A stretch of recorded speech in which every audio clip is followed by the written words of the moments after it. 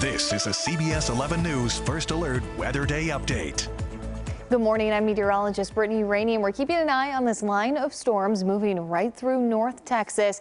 We do have some strong cells in this line, so 50-mile-per-hour wind gusts possible, some pea-size hail, but you notice it's moving very quickly off to the east-northeast at about 55 miles an hour.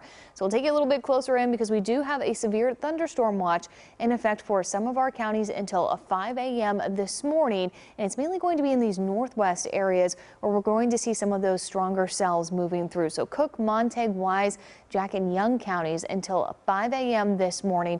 Notice we are getting quite a bit of lightning associated with these cells. We are getting those strong wind gusts as well. So this will continue to move off to the northeast. So it's going to be moving to the Gainesville area here pretty quickly. But notice down towards Providence Village, Decatur, you guys are looking at some of those heaviest downpours right now. But giving you a storm track to give you an idea of when it will be arriving in your neighborhood.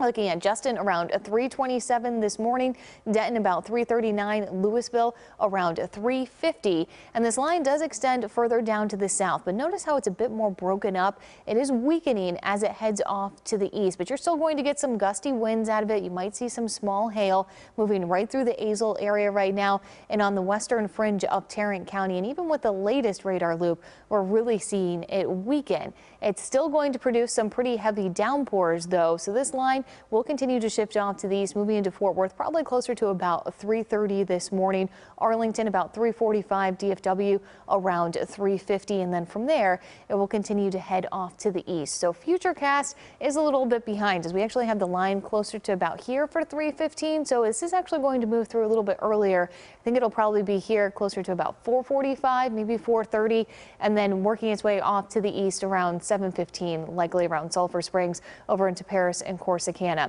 No, it's just an isolated shower behind it, but any of that severe threat will definitely have diminished by that time. And then we'll continue to see the clouds behind this system. Strong cold front moves in, maybe even a little bit of a wintry mix up along our Red River counties, but we're not looking at any accumulations or major impacts from that.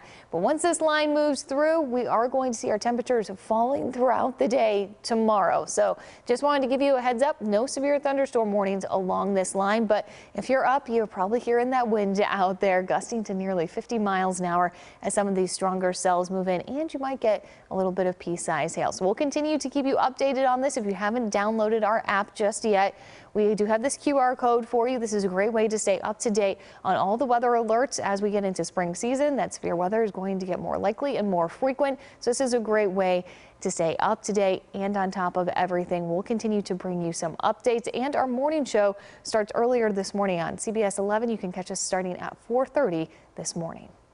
This has been a CBS 11 News First Alert Weather Day update.